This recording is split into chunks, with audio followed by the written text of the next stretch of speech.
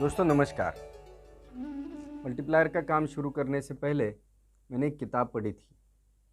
2013 साल था और किताब पब्लिश हुई थी 2010 साल में, जिसमें लिखा था कि हर साल 5000 प्रजातियां नष्ट हो रही है। एक प्रजाति नष्ट होना मतलब उस प्रजाति के जो सैकड़ों या शायद हजारों या शायद लाखों या करोड़ों जीव जो पृथ्वी पर है, वो विपरीत परिस्थितियों के कारण, ग्लोबल वार्मिंग या पर्यावरण बदल जो हो रहा है उसके कारण उनकी संख्या घटते घटते घटते गई, कम हो गई और अब वो नष्ट हो गए, विलुप्त हो गए। ऐसे हर साल 5000 प्रजातियां नष्ट हो रही है, विलुप्त हो रही है। ऐसा मैंने उस किताब में जैसे पढ़ा तब मैं बहुत शौक में चला गया। मैं वो किताब उस लाइन के आगे पढ़ ही नहीं पाया।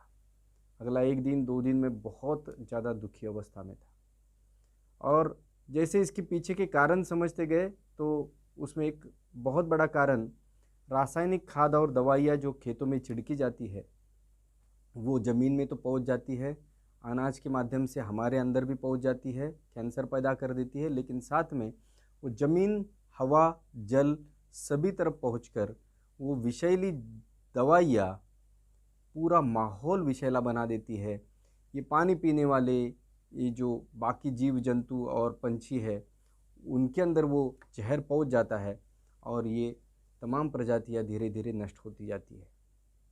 और जब इधर से किसानों की आत्महत्या भी बढ़ गई है क्योंकि खेती अब नुकसान का व्यवसाय बन चुकी है। तो जब मल्टीप्लायर का एक परमानेंट इलाज मेरे सामने आया तो मैंने तुरंत इसे अपना लिया,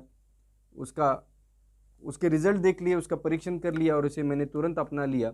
क्योंकि आज दोस्तों हालत ये जो है, जब हम आज 2020 साल में जब बात कर रहे हैं तो प्रजातियां नष्ट होने का वेग, स्पीड कई गुना बढ़ चुका है। 10 साल पहले 5000 प्रजातियां नष्ट हो रही थी साल में, अब 1 लाख प्रजातियां नष्ट हो रही है हर साल।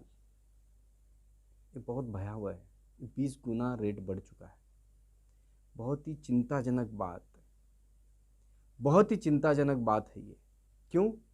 क्योंकि ये पूरी जो दुनिया है, ये पूरी जो जीव सृष्टि है, सारे तमाम जीव एक दूसरे के ऊपर निर्भर करते हैं।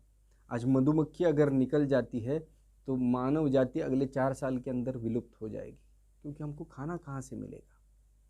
दोस्तों ये बहुत चिंताजनक विषय है। इधर से अगर दूसरा परिणाम देखा जाए तो भारत की 30% जमीन जो है अब